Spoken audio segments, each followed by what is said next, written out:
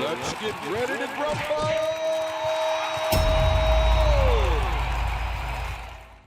I saw a disturbing comment from someone I don't believe I ever interacted with in my life. Their comment moved me so much, I believe I'm going to write a series of articles about it. Let me start with the following. Number one, for 40 plus years, the neoliberal era has reigned. During that time, people had little by way of resistance from the lies, deceit, and self-imposed prisons of ineffectual domestic governance and austerity. Number two, the lies were baked into the school system, the newspapers, sitcoms, political debates. Every cartoon took the ideas of neoliberalism into the hearts and minds of our children, the people. Inflation and hyperinflation fears were pounded into the heads of the global community, playing off of the works of Milton Friedman and the Chicago School. The fear was also built on the OPEC oil crisis and geopolitical games of resource scarcity. The people, number four, were forced to take on private debt at alarming levels while the government focused on managing interest rates at the Fed and fiscal conservatism in Congress, like we see today. Reagan and Thatcher dispelled the last vestiges of common sense, declaring there was no money other than taxpayer money, and the race to the bottom for the 99% began in earnest, while the plunder of the global community was sucked up to the elite 0.0001%. This was predicated on the knowledge that they had of the system and how to place our needs in the hands of private business interests while eliminating government waste. They knew the nation couldn't go broke, but allowed us to suffer as they siphoned national GDP and global GDP to the uber elite. The people, to keep up with the Joneses, took on more and more unsustainable private debt that, hypothetically, was to be paid back during high times and elevated during low times, curving along with the business cycle. But alas, austerity never went away. The idea that government was inept, incapable, and utterly useless was pushed and pushed at every level.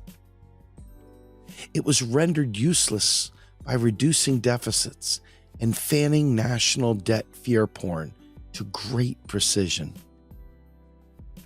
The lies became bipartisan as Democrats shook whatever vestiges they had of the FDR era and embraced third-way neoliberalism, of which Clinton and Obama and now Joe Biden were key practitioners.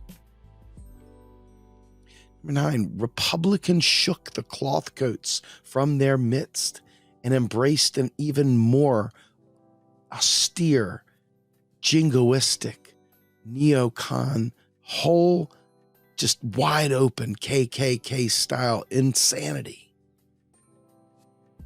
And fascism now has a major foothold as austerity has ripped hope from the masses, and scapegoating, a key tenet of fascism, has become ever more commonplace. Naturally, neoliberalism seeks to focus our attention on the specifically scapegoated groups, without the deeper understanding of why these groups are being targeted, and then those same individuals simultaneously uplift neoliberals like former Speaker of the House Nancy Pelosi, and then claim they want a Green New Deal. Insane, right? Since folks don't like harsh, condescending rage, unless it is pointed at their political opponent across the aisle. Since they were happy embracing neoliberalism within their own party, as long as they just voted green, blue, or red. And they were fine with it. The race to the bottom became absolute, and they embraced it without even understanding what they were doing. But underneath, something else was happening. A dissonance of both being anti-war while war rages across the globe, while we listen to propaganda about Russia, as mass shootings crop up daily, as the climate crisis gets worse and worse, as the student loan debt bubble explodes, and we see right-wing justices blocking even the pittance that Joe Biden tried to put forward. There's a housing crisis on top of it. And then, of course, we can't forget the drug war. While marijuana has been legalized in some states, people are still being jailed for petty misdemeanors that should not even be finable. All in the name of propping up markets to ensure the financialization of our existence was complete. But we felt something was wrong. We just couldn't put our finger on it until now. Through the lens of modern monetary theory, we can see how the game was played, and we can accurately describe the way the boom-bust cycles operated. We can see through sectoral balances how the recessions and depressions were orchestrated, and then, as today, as the Fed raises interest rates and governments reduce spending and layoffs commence, the wealthy retrenched then, and they will retrench again. They'll double down while the unfortunate sell off everything. And then the vultures will come in and buy it back up for pennies on the dollar. Capitalism, if it exists, ain't it grand? So financial games in the shadow banking world pushed high-stakes poker losses onto Main Street. And the people at the bottom suffered immensely. The tragedy of the commons, crabs in a barrel, pulled each other back into the stew like frogs being boiled slowly to death. We just absorbed the shocks, fought the wars, died the deaths, and continued to grow more and more despondent. For those who actually woke from the psyop, from those who unplugged and learned how the system actually worked and sought to teach others, the process was arduous. It was completely counter to solidarity because so many of the people within this same movement rejected the knowledge of modern monetary theory, and as a result, left the entire movement decimated and stuck with nothing but neoliberal austerity. A gentleman's society of people just talking about economics in small elite groups as well created a bubble that many of the regular rank and file individuals, voters, couldn't seem to find relationships with. These folks were too elite. They used big words. They didn't talk the common tongue, and therefore, everything they said was flushed down the toilet. Cut off from academic elites, they had to build clout. These activists that taught MMT had to build clout through painstaking writing and research. And they had to somehow or another overcome the lack of Twitter support, the lack of YouTube support, the lack of Facebook support, and the lack of understanding that in order to make noise, you gotta share the content. You gotta like it, not just because you love it, but because the algorithms require it. But alas, something happened. the great financial crisis hit. The Bernie Sanders-led progressive movement, building off of the successes of the Occupy movement, came to be. Fueled by many voices in the modern monetary theory, developers, thinkers, bloggers, the movement still rejected, didn't understand, ignored the insights of modern monetary theory. While still we see them pushing the austerity narratives of the far right, the very people that were asking for a Green New Deal were pushing taxpayer dollars and pushing people that had no money to pay higher taxes because, after all, it's taxpayer dollars, baby.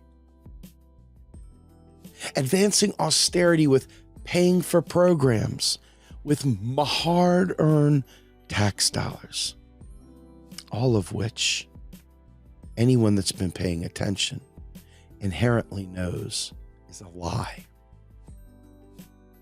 Enter the next wave of the MMT evangelist and activist and political mover and shaker. The truth bombs began to fall. The brutal alarm clocks to offset the lies, myths, and legends propagated by friends and foes alike. Many attacked. The MMT activists stood their ground, then went on the offensive. Because after all, we've got to fight climate change, homelessness, medical care, student debt, housing, Social Security, family and medical leave, federal job guarantee, green energy, equality, banking reform and regulation. Because after all, they're too big to fail. Yes, the stakes were high, are high, continue to be high. Austerity and neoliberalism kill. And those who were awakened were not able to remain patient, as they were labeled kooks or mean, egomaniacal, or even more disgusting, toxic narcissists. The stakes were and are high, remain high, as Joe Biden and the Federal Reserve and the rest of the world begin to institute extreme austerity measures that literally will harm millions upon millions of people. Millions upon millions of people that they're seeking to lay off involuntarily to create enough unemployment to bring down inflation. Inflation brought about by a crisis in Ukraine and Russia, a crisis brought on by United States interests through pushing NATO, through pushing to get Ukraine separated from Russia, to intentionally provoke China, to create a multipolar world by pure fecklessness. The stakes were and absolutely remain high. But now, modern monetary theory is breaking into the mainstream. It's gaining support from all corners and all areas of the world. There are still many that push back against this knowledge, and it has decimated our ability to fight climate crisis. It has decimated our ability to make people whole and to bring about the kind of change that will be fundamental to people's lives. But people are waking up, so new tactics must be taken in the battle to destroy neoliberalism. And it may be time to forgive the exuberance and tactics of early adopters who took massive abuse from anti-MMT people as they advanced this heterodox idea, wave after wave after wave of nasty comments, personal attacks, job losses, and sleepless nights. Crack the spine of an economics book. You don't know what you're talking about. What are they going to do? Print more money? But what about hyperinflation? What about the petrodollar? What about? And as they sat there and embraced right-wing economics out of sheer ignorance, neoliberalism grew more vapid and vacuous, killing more in its wake. The time has come to unite and advance this knowledge, to crush the evils of neoliberalism, to crush the inflation brought on by oligarchs seeking to gouge, by the big businesses that use anti-free market mindedness, right? I mean, folks, if it were a free market, the government wouldn't be able to stop them from doing anything, right? But alas, there is no such thing as a free market, because all markets are a creature of the government, because the government is the currency issuer and it creates all the laws and rules that are surrounded by it. Yes, my friends, the time to end this bullshit of laissez-faire capitalism and restore order and turn back the clock on climate crisis to save lives. It's here, it's now.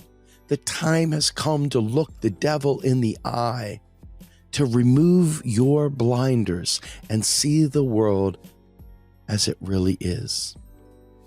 Yes, my friends, the time has come for you to learn modern monetary theory and fight back against the hell of neoliberalism.